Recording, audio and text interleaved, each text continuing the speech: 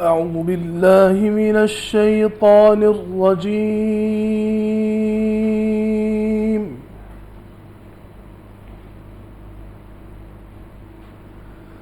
بسم الله الرحمن الرحيم.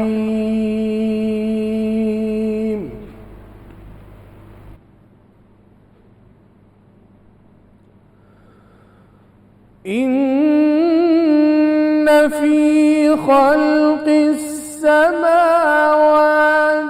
والأرض واختلاف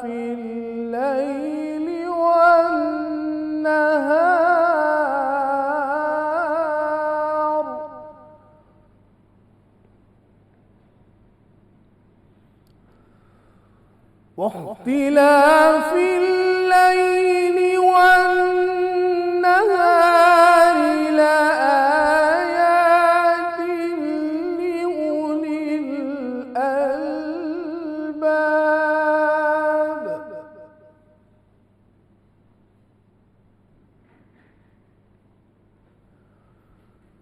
الذين يذكرون الله قياما وقعودا وعلى جنوبهم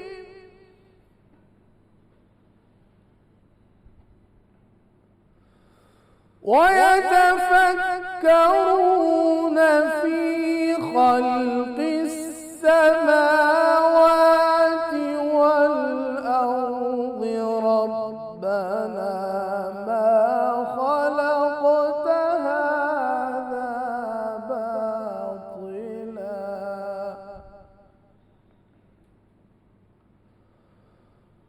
سبحانك فقنا عذاب النار.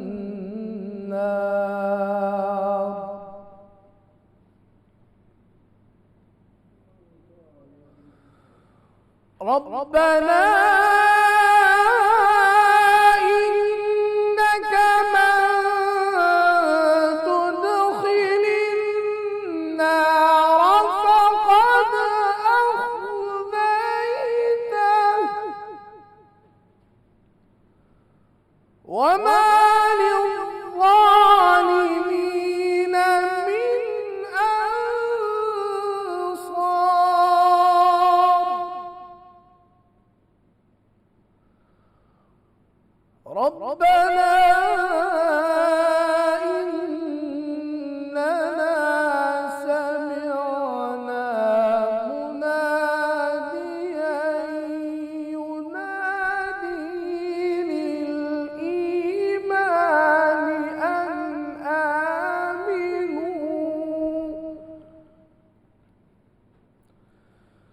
أن آمنوا بربكم فآمنا.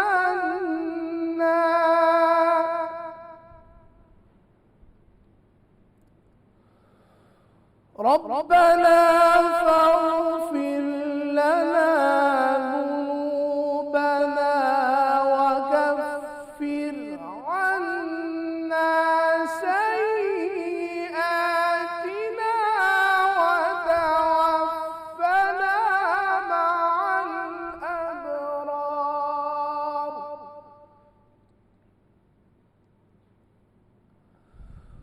ربنا وآتنا ما وعدتنا على رسلك ولا تخزنا يوم القيامة إنك لا تخلف الميعاد. صدق الله الخالق العظيम. जज़ाकल्लाह, सुभान अल्लाह। अस्सलामुअलैकुम। लाहौर न्यूज़ की रमज़ान ट्रांसमिशन रूह रमज़ान में आप सब लोगों को खुश आमदीद कहते हैं। मैं हूँ आपकी मेज़बान मुनीबा आसिफ और उम्मीद करती हूँ कि आप लोग जहाँ कहीं भी होंगे खैरियत से होंगे, अपना ख्याल रख रहे होंगे। आपके रोज़े भी बहुत ही शानदार, बहुत ही अच्छे गुजर रहे होंगे। पहला अशरा जनाब ख़त्म हो चुका है और दूसरे अशरे में दाखिल होने जा रहे हैं हम, जिसको मग़फ़िरत का अशरा भी कहा जाता है। उसके ऊपर भी बात करेंगे, लेकिन अभी कारी मोहम्मद खुबैब हमारे साथ मौजूद हैं। उन्होंने बहुत ही खूबसूरत और उम्दा अंदाज़ में तिलावत कुरान पाक जो है वो फरमाई है। बहुत शुक्रिया आपका। और शायद आपको भी याद हो वो नसीहत जो हम लोग बचपन में हमें की जाती थी, जब हम ख़ास तौर पर कुरान मजीद पढ़ने जाया करते थे मस्जिद में, कि नमाज में खुशो खुजू इख्तियार करो। तब ये बात समझ नहीं आया करती थी, क्योंकि बचपन की फितरत ही जल्दबाजी की होती है। तब बस यही धुन होती थी कि जल्दी जल्दी नमाज ख़त्म हो कि हम खेल का जो वक्त है ना वो भी निकाल सकें। लेकिन आज जब ज़िंदगी की तल्ख़ हकीकतें सामने आती हैं, जब दिल बिखरता है, जब सुकून की तलाश होती है, तब समझ आता है कि खुशो खुजू क्या है। नमाज महज अल्फाज दोहराने का नाम नहीं है, बल्कि एक रूहानी ताल्लुक़ है, एक ऐसी हुजूरी जैसे अल्लाह हमारे सामने हो और हम उसकी मोहब्बत में झुक रहे हों। यही वो कैफ़ियत है जो हमें हर इबादत में दरकार है। कुरान कहता है यकीनन वो मोमिन कामयाब हो गए जो अपनी नमाज में खुशू इख्तियार करते हैं। और दूसरी जगह तनबीह है कि तबाही है उन नमाजियों के लिए जो अपनी नमाज से गाफिल हैं, जो दिखावा करते हैं। मतलब बिल्कुल साफ़ है कि कामयाबी उन्हीं के लिए है जिनकी नमाज सिर्फ जिस्मानी अमल नहीं है, बल्कि दिल की गहराइयों से अदा की गई बंदगी है। अब सवाल ये है कि ये कैफ़ियत कैसे हासिल हो, कैसे इस कैफ़ियत को अपने ऊपर तारीक़ किया जा सके। जवाब एक ही है, अल्लाह की याद से। ये वो ज़िक्र ही है जो दिल को करार बख्शता है, जो ईमान की मिठास का एहसास दिलाता है। यही वो नूर है जो मोमिन को बाकी सबसे मुमताज़ बनाता है। जब आपका दिल अल्लाह के ज़िक्र से मामूर होगा तो नमाज में भी यही हालत बरकरार रहेगी। आपका दिल गवाही देगा कि अल्लाह देख रहा है, अल्लाह सुन रहा है, अल्लाह करीब है। और यही एहसास जब नमाज में आ जाए तो आंखें भीग जाती हैं, दिल पिघल जाता है और बंदा हकीकत में सजदे का हक़ अदा करने लगता है। सहाबा कराम की नमाज़ों का आलम ये था कि हज़रत अबू बकर रज़ी अल्लाह अन्हु की खशियत से हल्की हल्की सिसकियाँ सुनाई देती थी। बाज़ रुकू में इतने महव होते थे कि चिड़ियाँ आकर उनके ऊपर बैठ जाया करती थी। और ये वो कैफ़ियत है जो नसीब वालों को मिलती है कि आज हमारा जो दिल है वो दुनियादारी में उलझा रहता है। ज़माने की धूलों ने हमारे दिलों को बंजर कर दिया है, लेकिन खुशबख्ती ये है कि ये ज़ंजीरें तोड़ी जा सकती हैं। खुशो खुजू की चाबी हमारे अपने ही हाथ में है, बस दिल को झुकाने की देर है। जब नमाज में ये कैफ़ियत आ जाए तो दुनिया की कोई चीज़ हमें नहीं तोड़ सकेगी। और यही वो राज है जिसमें आखिरत की कामयाबी भी है और दुनिया का सुकून भी पाया जाता है।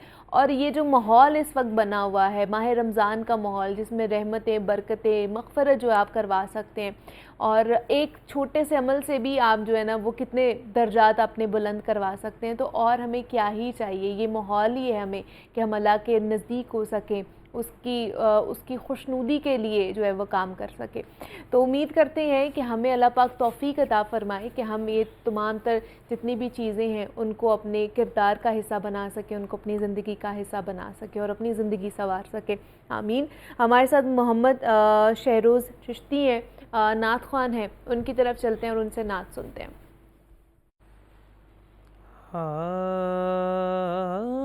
करम आज बालाए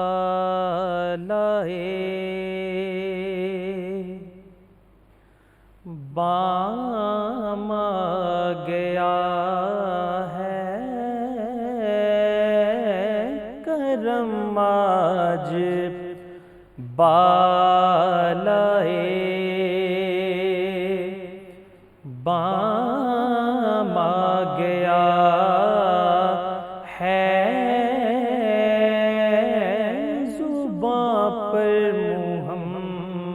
का नाम आ गया है, ज़ुबां पर मुहम्मद का। मुझे मिल गई है दो आलम की शाही मेरा उनके मंगतों में नाम आ गया है। मेरा उनके मंगतों दुरूदों की बारिश है दोनों मकान पर। दुरूदों की बारिश है दोनों मकान पर के आजम्बिया का इमाम आ गया है।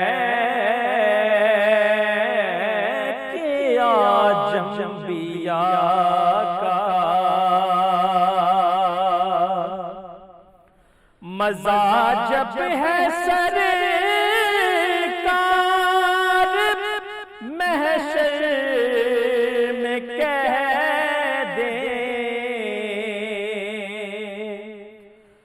मजा जब है सरकार महशर में कह दे। वो देखो हमारा गुलाम आ गया है। वो देखो हमारा मेरे पास कुछ भी ना था रोज़े महशर। मेरे पास कुछ भी ना था रोज़े महशर। नबी का वसीला ही काम आ गया है। नबी का वसीला ही काम आ गया है। करम आज बालाए बाम आ गया है। जुबां पर मुहम्मद का। माशाल्लाह सुभानअल्लाह, बहुत ही खूबसूरत नाते रसूल मकबूल पढ़ी गई है। आप दोनों का बहुत शुक्रिया कि आप हमारी ट्रांसमिशन का हिस्सा बने। और यहाँ पे एक छोटी सी ब्रेक लेते हैं, मिलते हैं इस ब्रेक के बाद।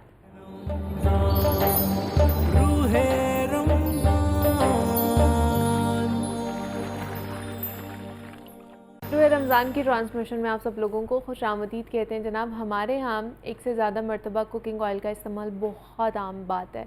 और वैसे भी आजकल रमज़ान है और रमज़ान के महीने में ख़ास करके इफ़्तारी के वक्त हमारे घरों में बहुत सारी फ्राइड आइटम जो है वो फ्राई हो रही होती है। समोसे, पकोड़े, फ्राइज़ और दीगर जो ऑयली अशिया होती हैं, उन्हें बनाते वक्त इस बात को तो बिल्कुल ही नज़रअंदाज कर दिया जाता है ना कि जो इस्तेमाल शुदा ऑयल है वो हमारी सेहत के लिए कितना नुकसानदेह हो सकता है। क्योंकि बार बार फ्राई होने वाला जो ऑयल है वो जिस्म में जाकर मुख्तलिफ़ केले की बीमारियों का बायस बनता है, अंदरूनी जलन होती है या सोजिश का बायस भी बनता है। अब इसके इस्तेमाल से ये भी बताया जा रहा है कि दिमागी कमज़ोरी, अमराज़ क़ल्ब और दीगर बीमारियों के ख़तरात भी बढ़ जाते हैं। दिमाग, जिगर और मैदा इंसान की अच्छी सेहत के ज़ामिन है, जबकि ये तीनों चीज़ें ही इस्तेमाल शुदा तेल से शदीद मुतासर होती हैं। अब इस पर हमने बात करनी है कि जनाब बार बार फ्राई होने वाला जो तेल है हमारी सेहत के लिए किस कदर नुकसानदेह है और उसको रीयूज़ नहीं करना चाहिए, अगर करना है तो किस तरह कर सकते हैं, कोई ऐसे टिप्स भी हैं हमारे पास या नहीं है। फिर इस पर बात कर लेते हैं। इस पर बात करने के लिए डॉक्टर ज़ुनैरा हमारे साथ स्टूडियोज़ में मौजूद है, क्लिनिकल न्यूट्रिशनिस्ट है एंड डाइटिशियन है, तो उनसे बात करते हैं। ज़ुनैरा, आपको खुश आमदीद कहते हैं ट्रांसमिशन में। कैसी हैं आप? ठीक है, ठीक हूँ, आप कैसी हैं? ठीक है, मैं बिल्कुल ठीक ठाक। ज़ुनैरा, रमज़ान कैसा गुजरा? बहुत अच्छा। आपका कैसा गुजरा? मेरा भी बिल्कुल ठीक ठाक, ऑन सेट, बिल्कुल ऑन सेट गुजर रहा है। तो मुझे बताएं, आजकल अभी भी वैसे जैसे घरों में फ्राई हो रही होंगी चीज़ें, इफ्तारी का टाइम हो गया है तो ख़वातीन जो है ना वो किचन में फुल जो है ना वो फ्राई और एहतमाम कर रही होंगी इफ्तारी का। तो ये जो ऑयल का इस्तेमाल हम करते हैं, इतना तो हमें पता है कि ये ट्रांस फैट जो हमारे लिए अच्छा नहीं है, बट ये जो फ्राई हम करते हैं तो वो किस तरह नुकसानदेह होता है हमारे लिए? अच्छा मुनीबा, फ्राइंग एक बहुत ही ओल्डेस्ट मेथड है। हाँ और यू नो कि हमारा टेस्ट ही डेवलप नहीं होता जब तक हम डीप फ्राइड चीज़ें यूज़ नहीं करते। बट द थिंग इज़ कि हर चीज़ की एक सेफ़ लिमिट होती है। कि आपने उसको सेफ़ वे में कैसे यूज़ करना है। अब ऑयल को अगर हम बार बार रीफ्राई करते हैं या रीयूज़ करते हैं तो ऑब्वियस ही बात है कि वो हमारी गट हेल्थ के लिए भी अच्छा नहीं है, हमारे अंदर इन्फ्लेमेशन कॉज करता है। इसके अलावा सोजिश है, कार्डियोवास्कुलर डिजीज़ है, कोलेस्ट्रॉल के मसले मसाइल हो जाते हैं, यानी कि आपका गुड कोलेस्ट्रॉल कम और बैड कोलेस्ट्रॉल जो है वो ज़्यादा हो जाता है। ये ऑयल की वजह से ही होता है। आपने देखा होगा कि अक्सर हम बाहर से कोई ऑयली चीज़ खा ले तो हमारी फ़ौरन ही गट हेल्थ ख़राब हो जाती है, हमारा स्टमक डिस्टर्ब हो जाता है। तो इस वजह से कोशिश करें कि 2 से ज़्यादा कभी भी ऑयल को 2 बार से ज़्यादा उसको रीयूज़ या रीफ्राई ना करें बार बार।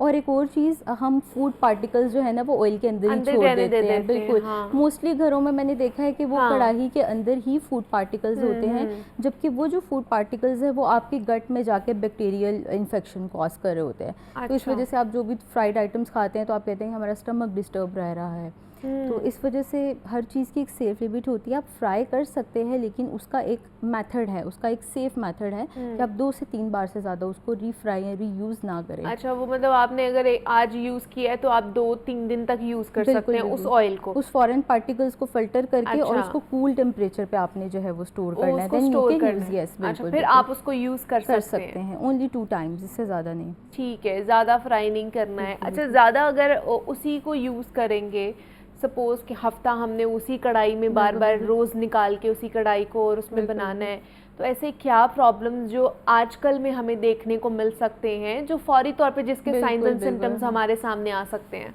अच्छा, टॉक्सिसिटी एक तो बहुत ज़्यादा हो जाती है क्योंकि टॉक्सिन रिलीज होते हैं। ऑयल को बार बार रीफ्राई किया जाएगा तो उसका जो स्मोक टेम्परेचर होता है वो बढ़ जाता है, वो ज़्यादा हो जाता है। क्योंकि हर ऑयल का ना एक टेम्परेचर होता है कि इस टेम्परेचर पे इतना ही फ्राई किया जाए।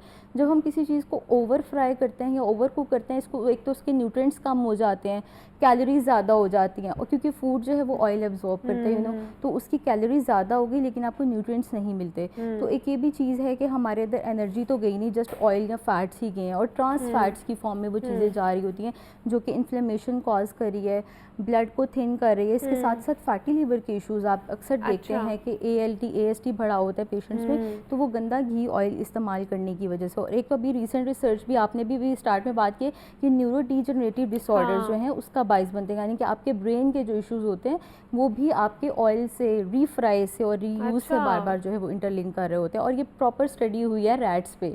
तो ये उन्होंने तब किया है, आइडेंटिफाई किया है कि जिस ऑयल को आप बार बार रीयूज़ या रीफ्राई करते हैं वो आपके न्यूरो डिजनरेटिव डिसऑर्डर्स का भी बाइस बनता है, यानी कि आपकी ब्रेन हेल्थ को भी जो है वो ख़राब कर रहे हैं, उसको भी मुतासर कर रहे हैं। तो अब हमें मार्केट में बहुत सारे ऑयल्स मिलते हैं, बहुत सारी कंपनीज़ हैं, मुख्तलिफ कह लें कि चीज़ों के ऑयल्स हैं, तो कौन सा बेस्ट ऑयल है जो हम खा सकते हैं जिसमें अगर हमने फ्राई भी करना है तो वो हमें क्या अलग ऑयल लेना है, शैलो फ्राई के लिए अलग लेना है, खाने के लिए अलग लेना है, क्या करें हम? हाँ, ये भी है। और अफोर्डेबिलिटी पे भी डिपेंड करते हैं क्योंकि आप हर इंसान ऑलिव ऑयल तो अफोर्ड नहीं कर सकता है ना। तो इस वजह से एक तो बहुत ज़्यादा फ्राई तो आपने करना ही नहीं है। कोशिश करें कि कम से कम फ्राई में कम से कम ऑयल यूज़ करें। मस्टर्ड ऑयल अच्छा है, बहुत ज़्यादा उसको भी आप हीट नहीं दे सकते क्योंकि वो भी डेंजरस होगा। इसके अलावा कोकोनट ऑयल उसका आप इस्तेमाल कर सकते हैं, लेकिन वही बात है ना कि बार बार यूज़ करेंगे तो वो अच्छी चीज़ भी आपके लिए ख़राब हो जाएगी, आपकी हेल्थ को अफेक्ट करेगी।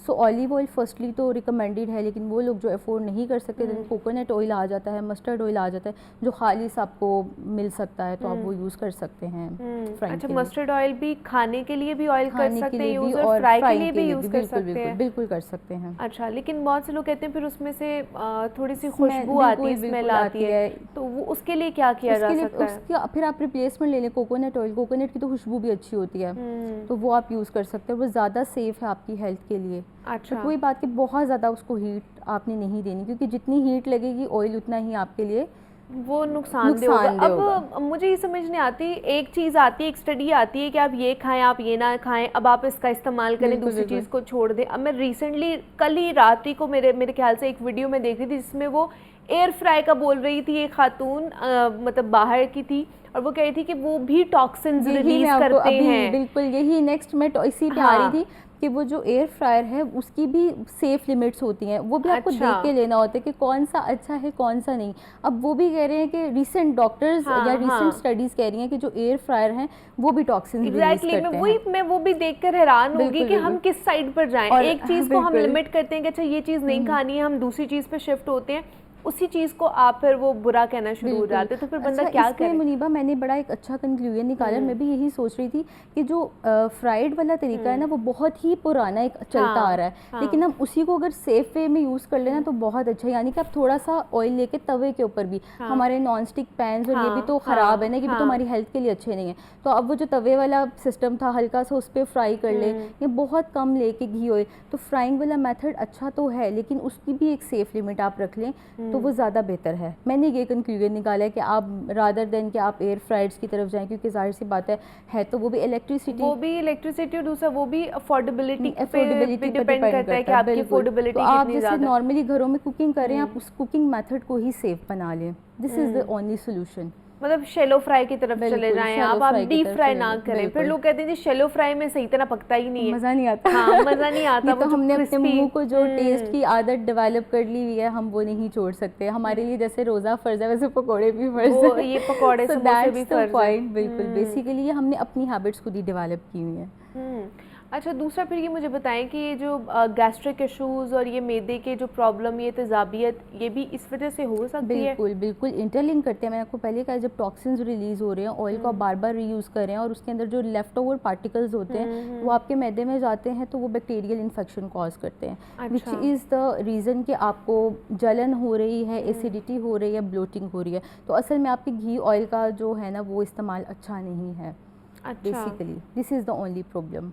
ओके, इस वजह से आपको होता है। तो अब तो हम इतने सालों से खा चुके हैं, तो अब चले हैबिट डेवलप करते हुए भी थोड़ा सा टाइम लगेगा, चेंज लाते हुए भी टाइम लगता है। तो अब जो जिनको मैदे के हैं इस तरह के प्रॉब्लम हो चुके हैं वो इसका कैसा सोल्यूशन निकाल सकते हैं? अब देर आए दुरुस्त आए वो तो है, लेकिन क्या खाने पीने में ऐसी क्या फिर हैबिट्स जो है ना वो उनको करनी चाहिए? फ्राइड आइटम्स कम से कम। मैं हमेशा रिकमेंड करूँगी कि आप एक फ्राइड आइटम रखें अपने पूरे इफ्तार के मील में। आप ये नहीं कि समोसे भी उस टाइम है, पकोड़े भी उस टाइम है, रोल भी, एक चीज़ रख लें और उसको आप सेफेस्ट वे में एक दो पकोड़े ले लिया। हम ओवर ईट जब करते हैं ना, ओवर कंजप्शन करते हैं, बेसिकली वो हमें चीज़ें जो है ना वो नुकसान दे रही होती हैं। इसके अलावा शुगर, फ्रूट चाट के ऊपर भी हम शुगर ऐड करके लेते हैं, तो इसलिए हम बार बार जो इफ्तारी के बाद अक्सर लोग कंप्लेन करते हैं कि एसिडिटी हो रही होती है या खाना प्रॉपर हजम नहीं हो रहा होता। द थिंग इज़ कि आपके पास फूड की वैरायटी बहुत ज़्यादा है, शुगरी ड्रिंक्स, शुगर, फ्रूट चाट के ऊपर भी आप शुगर ऐड करके ले रहे हैं। इसके अलावा फ्राइड आइटम्स की भी डिफरेंट वैराइटीज़ होती है। तो जब एकदम सारी चीज़ें आप कंज्यूम करते हैं तो ऑब्वियस ही बात है कि आपके स्टमक को एब्जॉर्ब करना भी मुश्किल हो जाता है। This is the only reason कि आपके पास वेरिएशंस। और अक्सर लोग यही कंप्लेन करते हैं कि रमज़ान में हम खाते तो कम हैं, हम कम तो खाते हैं लेकिन हमारे पास ना वेरिएशंस ऑफ फूड ज़्यादा हो जाती है, वैरायटी ज़्यादा हो जाती है। हाँ, अच्छा, दूसरा जैसे आपने बात की मस्टर्ड ऑयल, सरसों के तेल के हवाले से कि वो भी इस्तेमाल हो सकता है। अब उसके ऊपर भी कुछ वीडियोस ऐसी थी जो कि मैंने देखी कि उसको भी अगर आप ज़्यादा कंज्यूम करते हैं, ज़्यादा हाई फ्लेम पे पकाते हैं तो वो भी टॉक्सिन्स ऐसे रिलीज करते हैं जो कि कैंसरस की तरफ जा सकते हैं या हार्ट हेल्थ की तरफ भी आपको लेके जा सकते हैं। अच्छा, वही मुनीबा ना कि हाई फ्लेम, जब हम हाई फ्लेम पे रख रहे हैं और हम 3 से 4 बार रिफ्राई करी जा रहे हैं तो जाहिर सी बात है कि वो कोई भी ऑयल होगा, कोई भी अच्छा भी होगा ना, इवन ऑलिव ऑयल भी, तो वो भी आपके लिए नुकसानदेह ही होगा। अच्छा, सो शैलो फ्राई, कम ऑयल का इस्तेमाल करें और कम उसको रीफ्राई की तरफ आप लेके जाएं, ताकि ये है कि आपकी हार्ट हेल्थ अच्छी रहे, आपकी कार्डियोवास्कुलर डिजीज़ से आप बच सके। इसके अलावा जो ब्रेन के इश्यूज़ हैं वो भी सारे जो है वो हमारे घी ऑयल की वजह से हैं बेसिकली। अच्छा, खाना पकाते हुए हमें ऑयल का कितना इस्तेमाल करना चाहिए?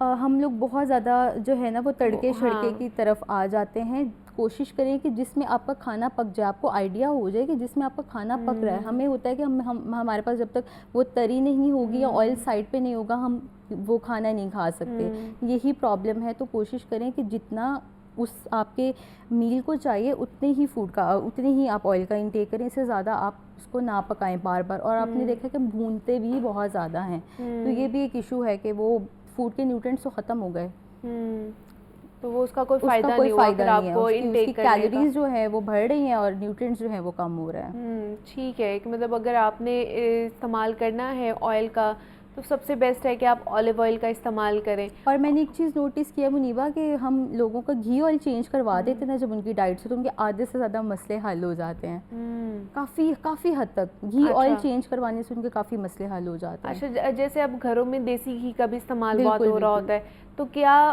उसके अंदर हमें शैलो फ्राई या चीज़ें वो करनी चाहिए? बिल्कुल दे सकते हैं, इवन बच्चों को भी आप दे सकते हैं। बिल्कुल हल्का सा आप उसको तवे पे करके या किसी भी पैन वगैरह में आप बिल्कुल यूज़ कर सकते हैं। बल्कि देसी घी को तो हम प्रमोट करें ना, हम ऑर्गेनिक चीज़ों की तरफ आ गए हैं, तो वो ज़्यादा बेहतर है। वो ज़्यादा बेहतर है। आप ऑयल का अल्टरनेटिव भी आप ये बना सकते हैं कि अगर आपको मस्टर्ड ऑयल या फिर ऑलिव ऑयल नहीं चाहिए, आप किसी भी तरह से कंज्यूम कर सकते हैं। ठीक है कि आप देसी घी का इस्तेमाल कर सकते हैं अपने खाने के लिए भी, हल्का सा फ्राई करने के लिए भी आप उसका इस्तेमाल कर सकते हैं, लेकिन फिर भी हाथ देख कर जो है ना वो आपने ये करना है कि आपने अपने आप को भी तो तंग नहीं करना है ना, अपने एक्सपेंसेस को भी तो बढ़ाना नहीं है, ये भी अपना आप लोगों ने ख्याल रखना है, बजट में रहकर ये सारी चीज़ें करनी है। तो हमारे साथ ज़ुनैरा मौजूद थी। ज़ुनैरा, बहुत शुक्रिया कि आप यहाँ पर आई, मैं ट्रांसमिशन का हिस्सा बनी। डॉक्टर सोनिया आपको वेलकम कहते हैं ट्रांसमिशन में, कैसी हैं आप? ठीक है जी, बिल्कुल, बहुत शुक्रिया जी आपकी इन्विटेशन का। डॉक्टर सोनिया, आज हमने वुमेन मोबिलिटी पे बात करनी है। बिल्कुल। पहले तो हमारे देखने वालों को बताएं होता क्या है ये वुमेन मोबिलिटी, किस तरह इसको बेहतर किया जा सकता है? वुमेन मोबिलिटी को बताने से पहले मैं आपको ये बता दूं कि वुमेन मोबिलिटी का ताल्लुक वुमेन एम्पावरमेंट के साथ है, इन पर्टिकुलर वुमेन इकोनॉमिक एम्पावरमेंट के साथ है। अच्छा, ओके। अगर हम अपनी ख़वातीन को इकोनॉमिकली एम्पावर्ड करना चाहते हैं, हमें सबसे पहले उनको मोबिलिटी के वो ईजी एक्सेस देनी पड़ेगी, वो आसान रास्ते देने पड़ेंगे, और हमें वो तमाम स्टीरियोटाइप, उन तमाम सोशल एंड कल्चर फैक्टर्स और टैबूज़ को ख़त्म करना पड़ेगा, जिससे एक बच्ची या एक लड़की या एक खातून आसानी से अपने घर से बाहर निकले, for a sake of education, for a sake of employment, अपने घर के किसी काम के लिए, अपने बच्चों की रिस्पॉन्सिबिलिटी के लिए। सबसे ज़्यादा अगर हम ख़वातीन को मोबाइल करेंगे उनमें सेल्फ इंडिपेंडेंस आएगी। ठीक है। They are not going to have further dependence on their man. Husband घर पे हैं तो कुछ काम होगा, कहीं जा सकते हैं, भाई घर पे है तो so these are the reasons. We have to keep a few very important things in our mind कि पाकिस्तान में लेबर फोर्स के अंदर ख़वातीन की पार्टिसिपेशन बहुत कम है। Pakistan is one of those few countries जहाँ पे लेबर फोर्स पार्टिसिपेशन, जेंडर की अगर हम बात करें, male female labour force participation is lowest among all countries of the world. अब इस जो सबसे ज़्यादा लो पार्टिसिपेशन है, इकनॉमिक एम्पावरमेंट नहीं है हमारी ख़वातीन लेबर फोर्स के अंदर, उनकी एक्टिव पार्टिसिपेशन नहीं, उसकी एक बड़ी वजह और वजूहात के साथ साथ उसकी एक बड़ी वजह ख़वातीन की मोबिलिटी है। Access to easy transportation. वैसे तो बहुत सी, देखिए शहरों के अंदर बात करें तो फिर भी हमारी ख़वातीन जो हैं उनको कुछ सहूलियात मिल है, लेकिन फिर भी रिसर्चेस, साइंटिफिक रिसर्चेस इस बात की निशानदेही करती हैं। There are lots and lots of cases जहाँ पे वुमेन हैरासमेंट जब वो मूव करती हैं थ्रू पब्लिक ट्रांसपोर्ट या किसी और मीन ऑफ ट्रांसपोर्ट का, हर औरत के पास अपनी गाड़ी नहीं है इजीली। तो अभी बल्कि एक नया रेवोल्यूशन जो आ रहा है वुमेन मोबिलिटी का, वो आ रहा है इलेक्ट्रिक स्कूटर्स, या ये अब बड़ा पाकिस्तान में एक ट्रेंड जो है वो बड़ा कॉमन होता जा रहा है। This is very easy to ride, these are very women friendly electric vehicles, women friendly भी और इको फ्रेंडली भी है। ऑफ कोर्स इको फ्रेंडली, इनकी एयर पोल्यूशन, नॉइज पोल्यूशन, और ये future is all about now electric vehicles. Exactly, true. So if we look at the neighbouring country, we look at the case studies of the neighbouring countries, हमारी China है, हमारे साथ में India में अमृतसर है, अगर आप वहाँ पे देखें तो वहाँ की ख़वातीन इतनी एम्पावर्ड हैं, वो बड़ी खूबसूरत सी एक स्कूटी चलाते हुए, they are going to the college, they are going to the school going लड़कियाँ एक सर्टेन एज में आके स्कूटी से and they are going to their jobs and that is making them very independent, उन्हें अपने पैरों पे लेके आ रहा है, उनकी डिपेंडेंसी जो है वो कम हो रही है। अच्छा, वैसे हमारे गवर्नमेंट ने, पंजाब गवर्नमेंट ने भी इनिशिएटिव लिया, आपको पता है कि उन्होंने स्कूटीज दी हैं, खासतौर पर जो स्टूडेंट्स हैं, उसमें खवातीन भी, बच्चियां भी हैं, बच्चे भी हैं, उनको स्कूटीज दी जा रही हैं। तो मेरे ख्याल से ये भी एम्पावर करने के लिए बड़ा एक अच्छा इनिशिएटिव लिया है इन्होंने। Very timely step that has been taken by the current government, but इसके कुछ इश्यूज ये हैं कि अभी हमारे स्टीरियोटाइप्स हैं इसके अंदर। कितने पेरेंट्स हैं जो कंफर्टेबल होंगे कि आप इलेक्ट्रिक व्हीकल्स या स्कूटी पे अपनी बच्ची को जो है वो आज भेज सकें? इसके ऊपर हमें बहुत ज़्यादा बात करने की ज़रूरत है कि आप सबसे पहले तो उस स्टीरियोटाइप को ख़त्म करने के, शायद मर्द ही स्कूटर चला सकता है, लड़कियां स्कूटर नहीं चला सकती। पहले तो ये स्कूटर्स हैं ही बड़े वुमेन फ्रेंडली, वो इस तरह से बने हुए हैं कि they can easily have very nice and good ride over them.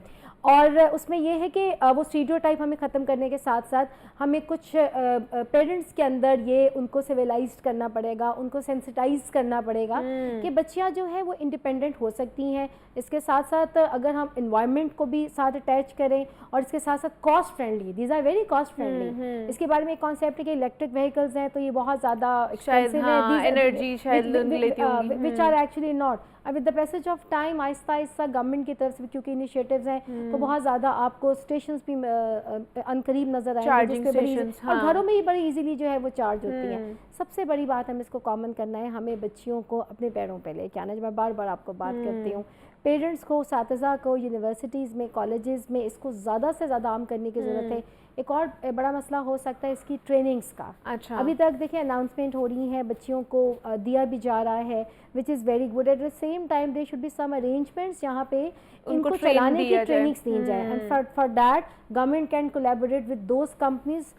EV है, ईवीऑन है, मेट्रो है, they are number of other companies that are existing in Pakistan, जो कि इस वक्त लाहौर के अंदर बहुत ज़्यादा सेल है। There are number of other countries. तो ये कंपनीज तो अगर ये कोलैबोरेट कर जाए एजुकेशन इंस्टीट्यूशंस के साथ, खास तौर पे बच्चियाँ जो हैं, तो ये कुछ वहाँ पे टेस्ट ड्राइव वगैरह की सहूलियात जो हैं वो दी जाएँ और इजी इंस्टॉलमेंट के ऊपर अगर ये स्कूटीज़ दी जाएँ तो that will be a great step. Government के साथ साथ कोलैबोरेट करेंगे जो कंपनीज़ हैं तो हम बहुत ज़्यादा इसमें इकोनॉमिकल एम्पावर्ड होंगे।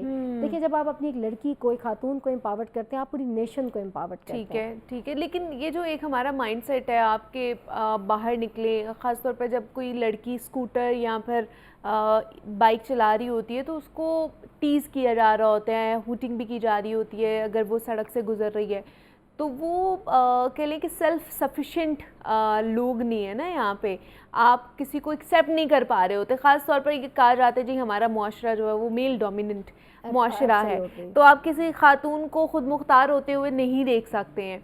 तो ये माइंडसेट हम किस तरह चेंज करें पहले कि अगर आप किसी को बाहर स्कूटर पे देख रहे हो, स्कूटी पे देख रहे हो, कहीं पे भी देख रहे हो खातून को, तो उसको हमने बकअप करना है कि यू आर डूइंग गुड। बिल्कुल सही, यू आर वेरी राइट जी। हमारा पैट्रियार्कल हमारी जो है वो सोसाइटी है और हमारे यहाँ लड़कियाँ शायद बड़े शहरों में तो अर्बन सिटीज़ आर फाइन, लेकिन थोड़े से आप छोटे शहरों में जाएं जो पाकिस्तान का 60-70% है, वहाँ पे शायद लड़कियाँ खवातीन भी गाड़ियाँ चलाते हुए दे आर नॉट वेरी। तो ये ट्रेंड पहली बात तो ये कि एकदम नहीं आएगा, ये आहिस्ता आहिस्ता आएगा, लेकिन जिस तरह से इनिशिएटिव लिए जा रहे हैं ये लोग खुद ही इसको डाइजेस्ट करेंगे।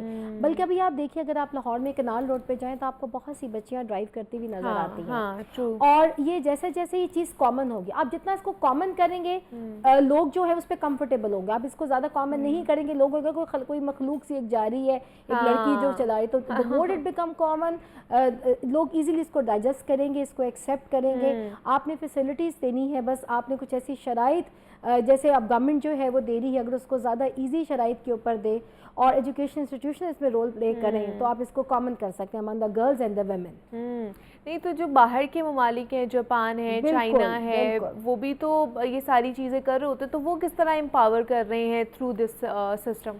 चाइना तो जी is a very rare example, वो तो जॉइंट है। चाइना से तो ये सारी बन के आ रही होती है यहाँ पे भी। हाँ, अब इंडिया में ये अब से नहीं है, ये कई सालों से है। अच्छा। आपने बॉलीवुड की मूवीज में देखा होगा कि they are the heroines are driving the electric bikes या दूसरी बाइक्स इलेक्ट्रिक पे अब जो है वो आई हैं।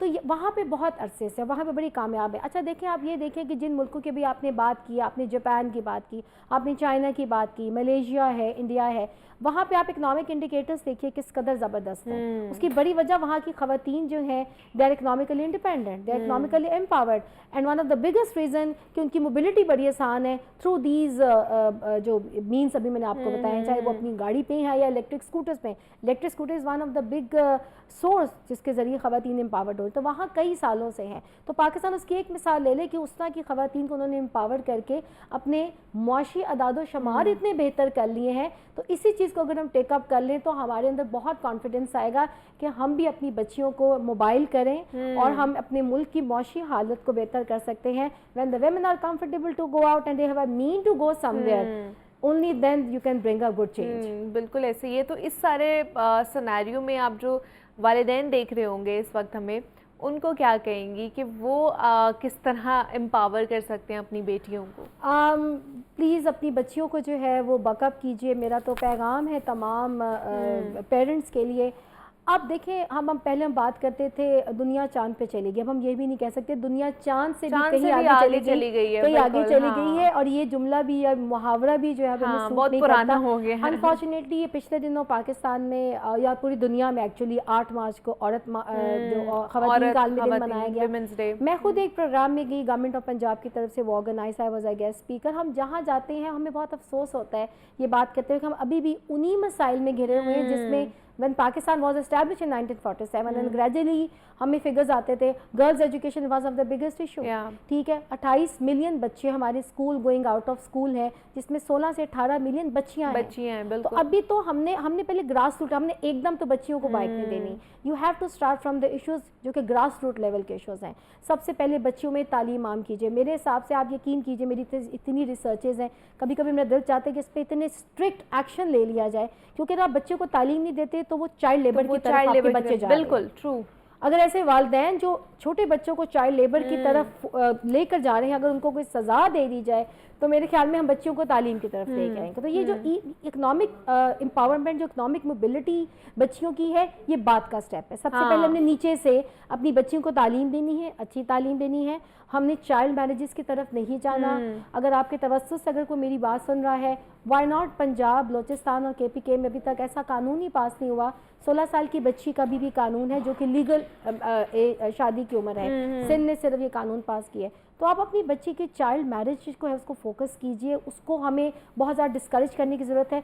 ये सब चीज़ें होंगी। 16 साल की बच्ची से आप क्या एक्सपेक्ट कर सकते हैं कि अपने पैरों पर इकोनॉमिकली एम्पावर्ड हो। तो बच्चियाँ अगर पढ़ेंगी तो खुद ब खुद उनके अंदर एक शऊर आएगा और वालिदैन के अंदर भी कॉन्फिडेंस आएगा, और तभी बच्चियाँ जो है वो इकोनॉमिकली जो है वो एम्पावर्ड जो है वो हो सकती हैं और वो अपने माशरे के लिए, अपने मुल्क के लिए वो काम कर सकती है। हमारे साथ डॉक्टर सोनिया उमर मौजूद थी। Doctor Sonia, thank you so much कि आप यहाँ पर आई, हमारी ट्रांसमिशन का हिस्सा बनी और जनाब वुमेन एम्पावरमेंट के हवाले से और ख़ास तौर पर वुमेन इकनॉमिक एम्पावरमेंट के हवाले से कि वो किस तरह इकनॉमिकली जो है ना वो हमारा साथ दे सकती हैं, बाकी मेल जो कंपोनेंट है उसका भी साथ दे सकती हैं, ताकि तरक्की की राह पर गामज़न हो सके हमारा मुआशरा। तो ये सारी चीज़ें थी जिनको हमने डिस्कस किया है, सॉल्यूशंस भी थे, कुछ प्रॉब्लम्स भी थी जिनको कर्टेल करने की ज़रूरत है हमारी एज़ इंडिविजुअल भी, और मेरे ख्याल से हुकूमती सतह पर भी हमें अभी भी बहुत कुछ करने की ज़रूरत है। तो डॉक्टर सोनिया के बहुत शुक्रिया कि आप यहाँ पर आई, थैंक यू सो मच। यहाँ पे ब्रेक लेनी है।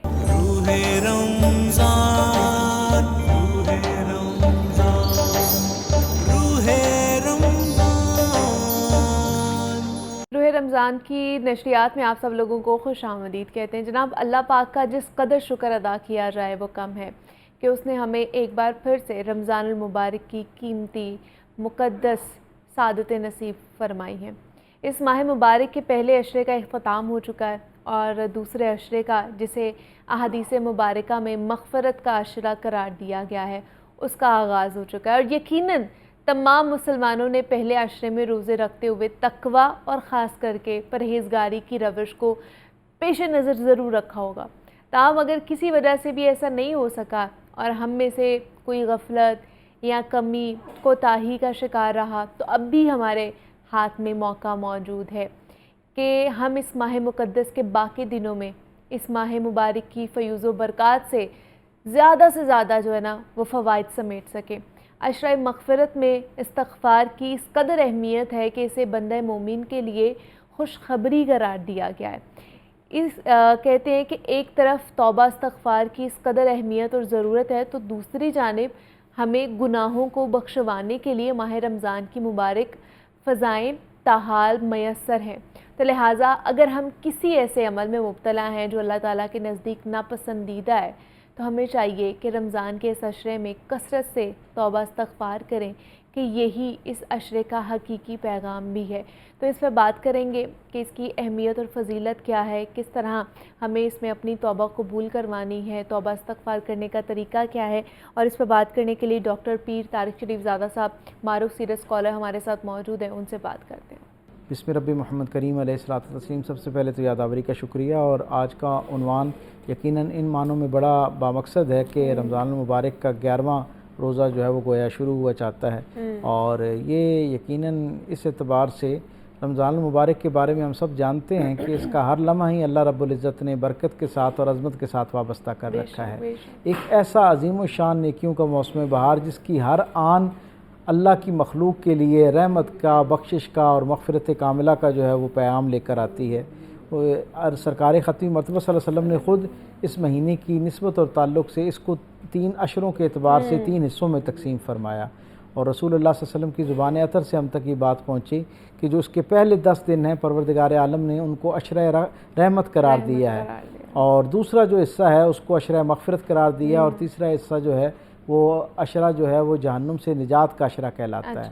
अब असल में मामला ये है कि गो के ज़ाहिरी तौर पर पहला अशरा जैसे हम जानते हैं कि अशरा रहमत है, हाँ। लेकिन इसका ये मतलब नहीं कि बाकी 2 अशरों के अंदर रहमत मौजूद नहीं होती, हाँ। इसका मतलब ये है कि मग़फ़िरत और जहन्नुम से निजात, अल्लाह की कामिल नाराज़गी जो है उससे निजात का जो परवाना है वो तो यकीनन आखिरी अशरे में ज़्यादा जारी किया जाता है। लेकिन ये तीनों मामलात जो हैं वो रमज़ान मुबारक में पहले दिन से लेकर आखिरी दिन तक जारी और सारी रहते हैं। लेकिन ये एक इर्तिकाई सफ़र है, बुनियादी तौर पे उसकी तरफ इशारा करता है कि जब बंदा मोमिन रमज़ान मुबारक का चाँद देखते ही अपने आप को परवरदिगार आलम के सुपुर्द कर देता है, और पहले 10 दिन जो हैं वो अल्लाह की रहमत और तौफीक से अपने आप को तौबा के इजहार पर कायम रखता है। और अपने न सिर्फ ये तौबा उसकी यानी अल्फाज में इससे इजहार उसका हो रहा होता है, बल्कि उसकी फ़िक्र और उसके रवैये, उसके अमाल जो हैं वो भी गवाही दे रहे होते हैं कि परवरदिगार आलम के सामने अल्लाह का ये बंदा जो है वो तौबा करता हुआ नज़र आ रहा है। जब बंदा पहले 10 दिन तक अल्लाह की रहमत से मुस्तफ़ीद होते हुए अपने आप को सरापा तौबा की हालत में रखता है, तो उसकी बरकत ये होती है कि 10 दिन की इस मश्क के बाद जब दूसरा अशरा शुरू होता है तो अल्लाह की तरफ से फरमान रहमत जारी हो जाता है। गोया उस आदमी के लिए जो रहमत के साए में 10 दिन अल्लाह की अतात में गुजार चुका हो, अल्लाह उसके लिए कामिल मग़फ़िरत जो है उसका ऐलान फरमा देता है। ये मग़फ़िरत का फरमान उसके हक़ में उस वक्त तक जो है वो राइज रहता है जब तक कि वो कबीरा गुनाहों के साथ और किब्र के साथ अल्लाह की तरफ वापस नहीं पलटता। यानी आप तसव्वुर कीजिए, अगर एक शख्स साल हा साल के गुनाहों के साथ पहला एक अशरा जो है वो गुजारे अल्लाह की अतात में, और ये तौबा का इज़हार जो उसने चांद नज़र आते ही किया था, उस पर 10 दिन तक अपनी अमली गवाही पेश की उसने। यानी अगर 10 दिन वो अपनी तौबा को साबित कर सके, साबित करने का मतलब क्या है कि अब वो जो तौबा उसने की थी ना कि मुझे साबका अपने अमाल पर अल्लाह की बारगाह में नदामत है और आइंदा मैं ऐसा ना करने का अल्लाह से वादा करता हूँ, ये जो पहले 10 दिन रहमत के हैं परवरदिगार आलम की रहमत के साए में, यानी तौबा की ये बरकत है कि अल्लाह तबारक व तआला की रहमत उसे 10 दिन के लिए अपनी आगोश में ले लेती है। इसका मतलब क्या है? इसका एक मतलब ये है कि हर तरफ से परवरदिगार आलम की रहमत उस आदमी के लिए ऐसा माहौल बना देती है कि वो तौबा पर कायम रह सके। क्या बात है। यानी आप खुद तसव्वुर कीजिए, पूरे साल में किसी और दिन, किसी और महीने, किसी और हफ्ते इस दर्जे का माहौल मयसर नहीं होता तौबा पर कायम रहने के लिए। अमूमी तौर पर जैसे मुतबरक रातें आती हैं, मुतबरक अय्याम आते हैं, तो हम उनमें तौबा करते हैं, लेकिन दूसरे दिन हमारे गिरदो पेश का माहौल ऐसा होता है कि हमें फिर दोबारा जिंदगी की तरफ पलटना पड़ता है, अपनी उन बेएहतियातियों और गुनाहों की तरफ, अल्लाह की नाराज़गी की तरफ हमें धकेल देने वाले अमाल की तरफ हम मुड़ जाते हैं। लेकिन रमज़ानुल मुबारक की ये बरकत है कि इसका चांद नज़र आती है जिस शख्स ने तौबा कर ली होती है और अल्लाह से अपनी तौबा पर कायम रहने के लिए दुआ मांग ली होती है, मदद तलब कर ली होती है, अल्लाह के सामने अपनी झोली फैला के ये अर्जी की होती है कि मालिकुल मुल्क ये जो मैंने तौबा की है इस पर कायम रहना मेरे बस की बात नहीं है, मैं कमज़ोर हूँ, मैं मुतअद्दिद मरतबा अपनी तौबा जो है वो उसका ऐलान करने के बाद उसे तोड़ चुका हूँ। ये बहुत खस्ता प्याला है जो बीच चौराहे में बार बार टूटता है। इसकी हिफाजत का एक ही तरीका हो सकता है कि तू अपनी रहमत खासा के साथ मेरे इस इरादे की, मेरे इस नीयत और इस वादे की हिफाजत फरमा। अब 10 दिन तक जब जैसे वो ये तौबा के साथ अल्लाह की बारगाह में ये अपनी बात रखता है तो 10 दिन के लिए ऐलान हो जाता है कि इस बंदे को हमारी आगोश रहमत में ले लिया जाए। अब इसके इर्द गिर्द के माहौल से हर तरफ से उसकी ज़िंदगी में खैर का रास्ता आसान और शर की तरफ जाने का, अल्लाह की नाराज़गी की तरफ जाने का रास्ता मुश्किल बना दिया जाता है। नतीजतन अगर कोई शख्स इन 10 दिनों में अपनी उस तौबा पर कायम रहे तो सिर्फ 10 दिन की इस मश्क के बाद 11वें दिन जब अगला अशरा शुरू होता है तो परवरदिगार आलम की तरफ से उसके लिए फरमाने मग़फ़िरत जारी होता है। परवरदिगार अपने फरिश्तों से पूछता है, मेरे इस बंदे ने आज से 10 दिन पहले तौबा की थी, मैंने इसको इसकी तौबा पर जो इसने गुजारिश की थी, एक अर्जी डाली थी, मैंने इसके लिए फरमाने रहमत जारी किया था, मेरी रहमत के साए में इस शख्स ने 10 दिन गुजारे। ए हिसाब किताब रखने वाले फरिश्तों, मुझे ये बताओ कि मेरे इस बंदे ने ये 10 दिन किस हालत में गुजारे।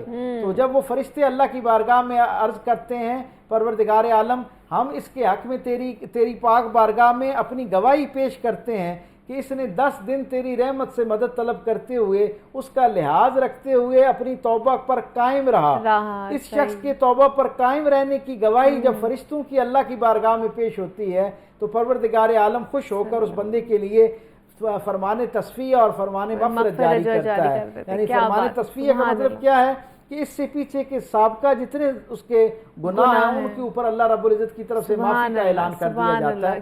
अब 10 दिन जो है वो मग़फ़िरत का तसव्वुर ज़हन में रखते हुए गुजारने हैं।